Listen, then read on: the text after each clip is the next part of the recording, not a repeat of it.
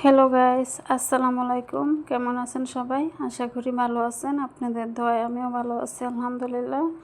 আজ আমি পাতাকপি ভাজি করব। এই জন্য আমি একটার অর্ধেকটা পাতাকপি কুচিয়ে নিয়ে নিয়েছি, একটু মোটা করে কুচিয়েছি।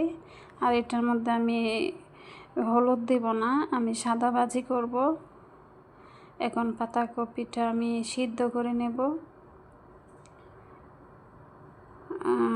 আমি ঢাকনা দিয়ে ঢেকে দিয়েছিলাম, এখন আমি নেড়ে ছেড়ে দেব। আমি লবণটাও দিয়ে দিয়েছিলাম। আর এটা আমি সাদা ভাজি করব, এখানে লবণ দেব না।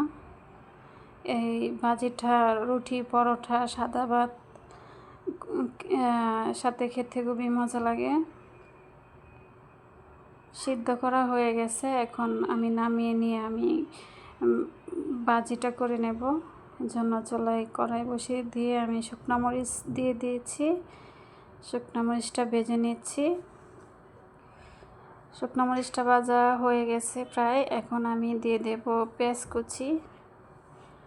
আমি বেশি করে পেঁয়াজ কুচি দিয়ে দিয়েছি। আর দিয়ে দেব রসুন, তেতো করে রসুন দিয়ে দিয়েছি কতগুলো। দিয়ে আমি পেঁয়াজ রসুনটাকে ভেজে নিচ্ছি। এখন দিয়ে দেব কাঁচামরিচ, দিয়ে আমি ভালো করে ভেজে নেব, লাল লাল করে ভেজে নেব। ভাজা হয়ে গেছে, এখন আমি পাতাকপি যে সিদ্ধ করে রাখছিলাম পাতাকপিটা ওইটাই দিয়ে দিব। দিয়ে এখন আমি নেড়ে ছেড়ে মিশিয়ে নেব। আর এই ভাজিটা খেতে খুবই স্বাদ লাগে, সাদা ভাজি, মানে হলুদ দেনি।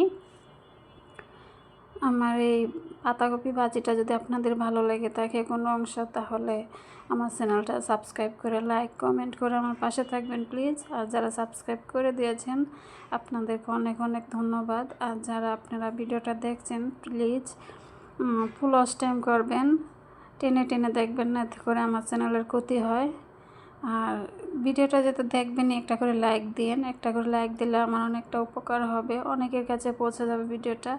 আপনাদের তো ক্ষতি হবে না, উল্টে আমারই লাভ হবে। তাই প্লিজ আমাকে একটা লাইক দিন। আর ভাজিটা হয়ে গেছে। আমি জানি না আমার বয়সটা কেমন আসছে, কারণ